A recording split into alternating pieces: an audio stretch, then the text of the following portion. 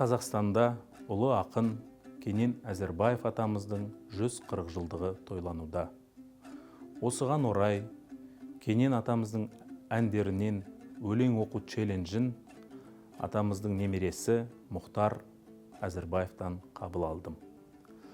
Су шығар жалбызы бар шелі жерден, сөз шығар естімеген үлгіл елден, сайрап қал қызыл тілім ел жұртыңа, құтылған еш ақын жоқ қара жерден.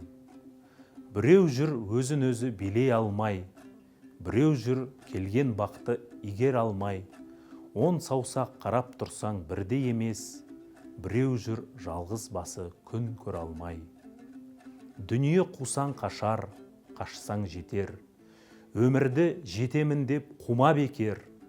Дүние ені жалпақ, түбі терең, көп адам аттай алмай түсіп кетер.